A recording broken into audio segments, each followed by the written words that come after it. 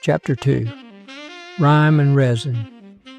Downtown pulsed with motion and sound, the city already mid-performance. A cool breeze slipped beneath a warm sun, stirring the first hints of autumn in the leaves.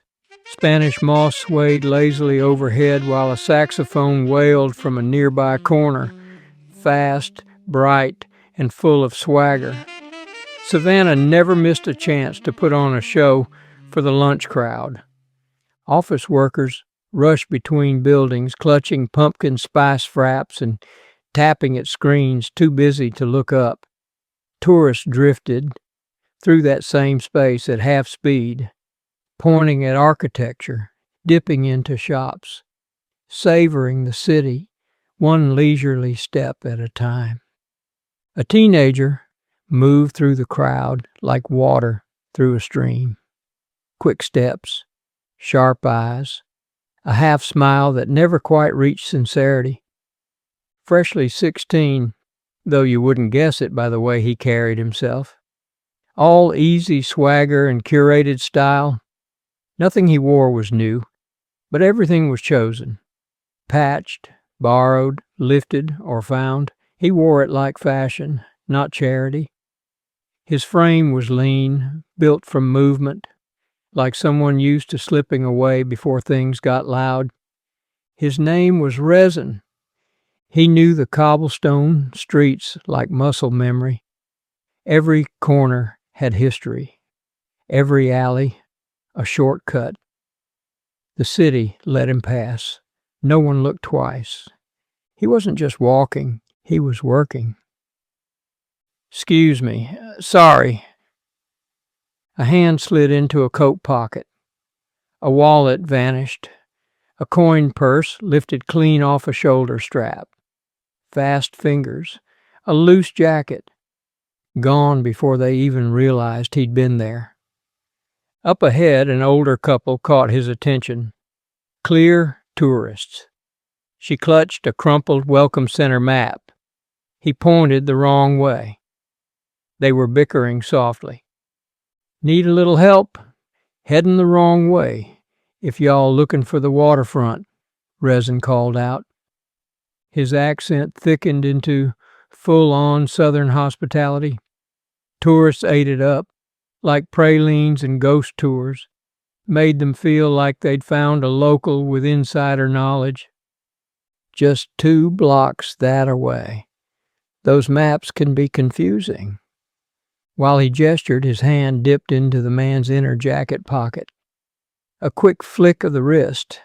Wallet gone. Smooth. Clean.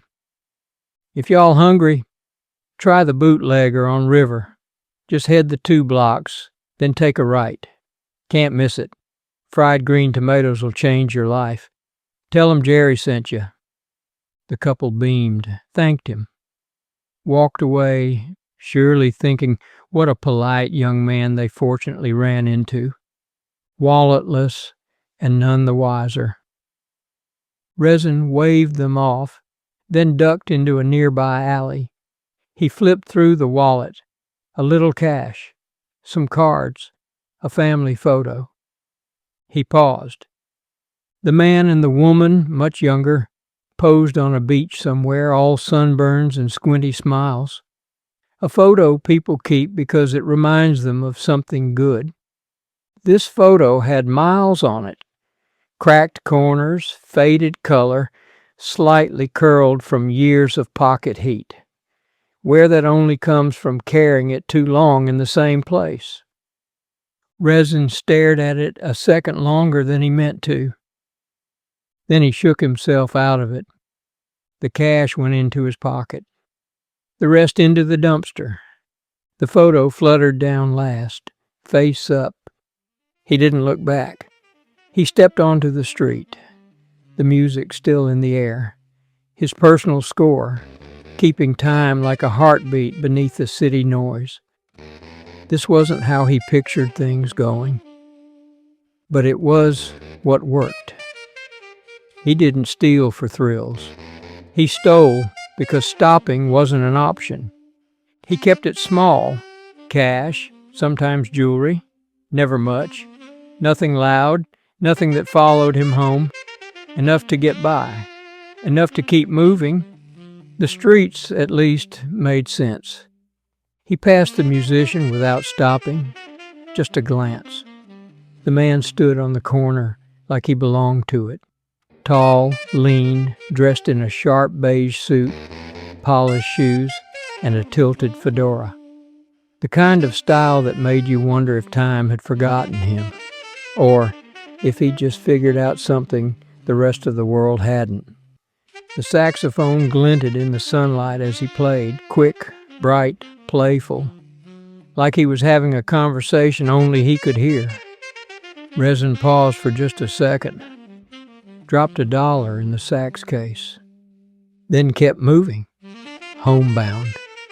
The cobblestones beneath his boots gave way to red brick as he turned down a quieter block, one of those streets where the city bothered to dress itself up. Old Southern homes lined the walk, fading paint and polished porches. Crushed crepe myrtle petals scattered across the sidewalks like someone had thrown a party and forgotten to clean up. He cut through a block where the city seemed to take a breath. Less foot traffic, more hanging moss and wind chimes. The kind of street where people actually lived. Old money homes with trimmed hedges and porches made for sitting. That's when he heard something different. It hooked him. The music slipped through the open window, barely more than a whisper. A violin, old, aching, full of long-held breath and something too complicated to name. Resin slowed without meaning to. It wasn't loud or showy. It wasn't even particularly clean, just deliberate.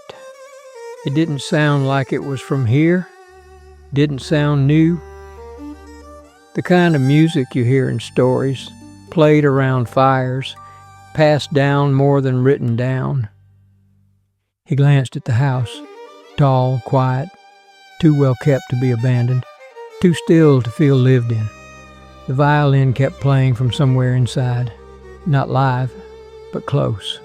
An old recording, maybe, warped by time.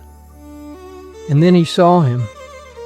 An older man moving through the parlor, slow and hunched, each careful step pressing into the floor, as if he weighed more than he looked.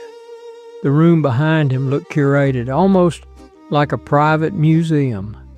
Old books lined the walls, carved figurines rested on narrow tables, strange bottles and weathered artifacts tucked between leather-bound spines and layered tapestries. It wasn't just decorated, it was arranged. Resin didn't usually scope out places like this. Too clean, too quiet, too respectable. But something about it snagged him, just enough to settle in the back of his mind. He didn't stop, but he slowed. He walked on, didn't say a word, didn't double back, but the music trailed behind him.